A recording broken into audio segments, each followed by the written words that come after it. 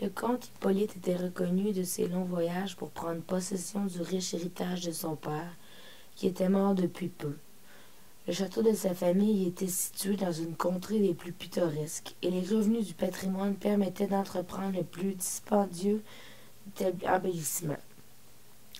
Tout ce qui avait en ce genre frappé le comte par la magnificence et le goût dans le pays qu'il avait visité et surtout en Angleterre. Il résolut de le reproduire et d'en jouir encore. Des artisans et des ouvriers se rendirent à son appel, et l'on commença aussitôt la reconstruction du château et le plan d'un parc du style le plus grandiose, où se trouveraient même enclavés comme dépendance l'église, la paroisse et le cimetière. Le comte, qui possédait les connaissances nécessaires, dirigeait lui-même tous les travaux et s'adonnait entièrement à cette occupation.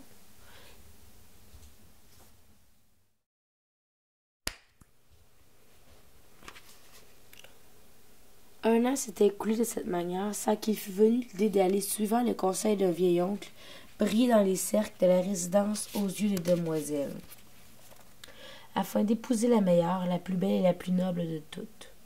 Un beau matin, il était assis à sa table de dessin pour y faire le plan d'une construction nouvelle lorsqu'une vieille femme parente de son père se fit annoncer.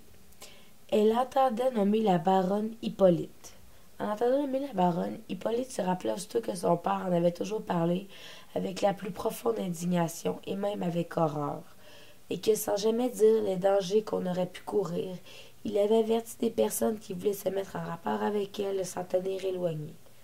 Si on pressait le comte d'en expliquer à cet égard, il répondait qu'il y avait certaines choses sur lesquelles il valait mieux se taire. Ce qu'il y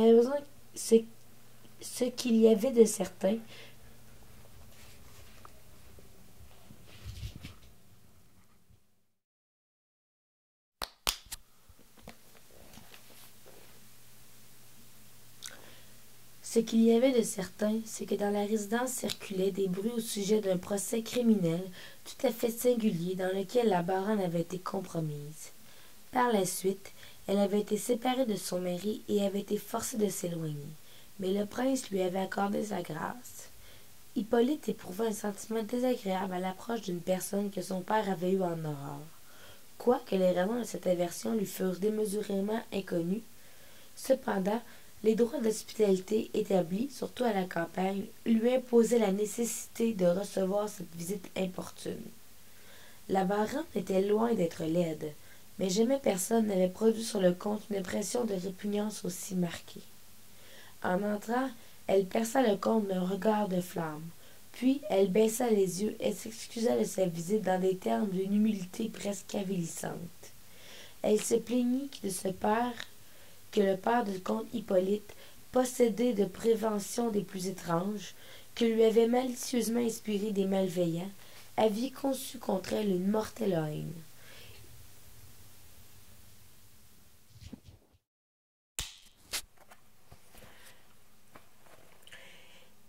Il ne lui avait jamais fait du bien, quoiqu'elle fût dans la plus profonde misère, presque morte de faim et réduite à rougir de son rang. Enfin, ayant inopinément touché une petite somme d'argent, il lui avait été possible de quitter la résidence et de se réfugier dans une ville de province. Dans ce voyage, disait-elle en terminant, elle avait pu résister au désir de voir le fils d'un homme à la haine irréconciliable, duquel elle avait jamais répondu que par une haute estime. Ce fut avec l'accent touchant de la vérité que la baronne prononça cette harangue, et que le comte en fut d'autant plus ému qu'ayant détourné les yeux du visage désagréable de la vieille, il était perdu dans la contemplation de la gracieuse et charmante personne qui accompagnait la baronne. Celle-ci se tut, le comte eut l'air de ne pas s'en apercevoir et demeura muet et interdit. Ce fut alors que la baronne lui demanda pardon d'une faute de son embarras était la seule cause, c'était de ne pas leur présenter sa fille Aurélie.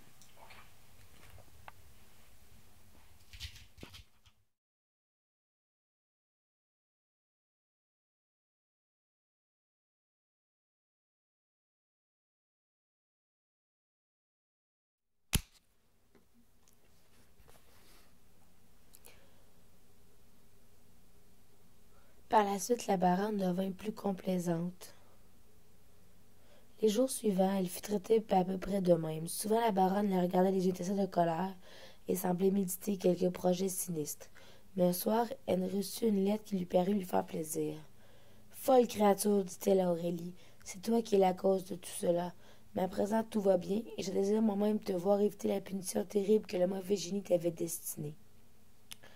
Quelque temps s'était écoulé. Aurélie était seule assise dans sa chambre lorsqu'elle entendit un grand bruit dans la rue. La femme de chambre entra précipitamment, et on lui dit qu'on transporta seulement le fils du bourreau de trois petites étoiles, qui avait été marqué emprisonné dans cette ville pour crime de vol à main armée, et qui en chemin avait trompé la surveillance de son escorte. Aurélie, saisie d'un pressentiment sinistre, s'approcha de la fenêtre. Elle avait deviné. C'était l'étranger, qu'une escouade nombreuse et bien armée conduisait par la rue, attaché sur la charrette avec des chaînes.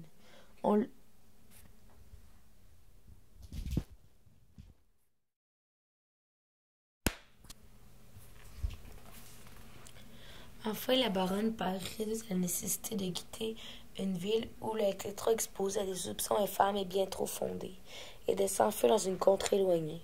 Ce fut pendant ce voyage qu'elle arriva au château du comte et qu'il se passa ce que nous avons raconté. Aurélie aurait dû être au comble du bonheur et à l'abri de toute espèce de crainte. Mais quel que fût son effroi, quand un jour elle exprimait à sa mère les sentiments de joie que lui faisaient éprouver les faveurs du ciel, celle-ci, les yeux étincelants, s'écria d'une voix terrible. Tu causes tout mon malheur, créature abjecte et maudite. Mais quand même, une mort subite m'enlèverait, la vengeance viendrait te surprendre au milieu de ton bonheur imaginaire. C'est dans ces accès nerveux, dont l'origine remonte à ta naissance, que les sacrifices de Satan. Ici, Aurélie s'arrêta tout court dans son récit, se jeta au cou de ce comte et le supplia de la dispenser de répéter les paroles que la baronne avait proférées dans sa fureur insensée.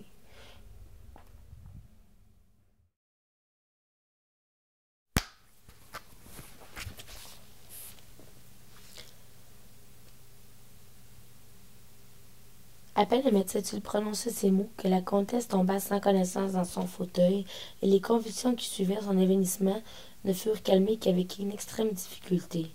Le docteur reconnut qu'il avait eu le tort de faire mention de cette horrible aventure en présence d'une femme aussi impressionnable. Cependant, la crise paraissait avoir exercé une influence salutaire sur l'état de la comtesse et lui avait rendu un peu de calme, mais elle tomba bientôt après dans ses accès de noire mélancolie. Ses yeux étincelèrent d'un feu sombre et son visage se couvrit d'une pâleur mortelle toujours croissante, ce qui inspira au comte de nouvelles inquiétudes sur la santé de son épouse. Il y avait dans son état quelque chose d'inexplicable, et c'est qu'elle ne prenait pas la moindre nourriture. Elle manifestait même une horreur invincible pour tous les mets, et surtout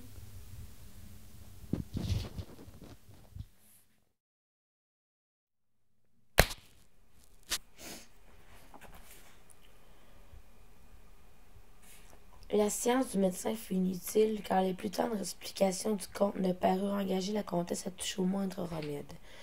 Des semaines et des mois entiers s'écoulèrent sans que la comtesse prît aucun aliment. La manière dont elle pouvait se soutenir sa vie demeurait un mystère, et le médecin étant d'avis qu'il y avait là-dessus quelque chose qui déjouait le savoir humain. Il quitta le château sous un prétexte vague, mais le comte ne manquait pas de s'apercevoir que l'état de son épouse avait semblé trop dangereux et trop énigmatique à l'habile docteur pour qu'il puisse rester plus longtemps, témoin d'une maladie inexplicable dont la cure était d'une impossibilité absolue. On peut s'imaginer les fâcheuses dispositions où se trouvait le comte, mais ce n'était pas tout. À cette époque, un vieux serviteur profitait d'un moment où le comte était seul pour l'avertir que la comtesse sortait toutes les nuits du château et ne rentrait qu'à la pointe du jour. Le comte tressaillit. En y réfléchissant, il vit en effet que depuis quelque temps un assoupissement extraordinaire s'emparait de lui à minuit. Il attribuait cette circonstance à quelque soporifique que la comtesse avait sonné le faire boire, sans qu'il s'en aperçût, pour sortir clandestinement de la chambre à coucher qu'ils partageaient tous deux, contre l'usage des personnes de leur rang.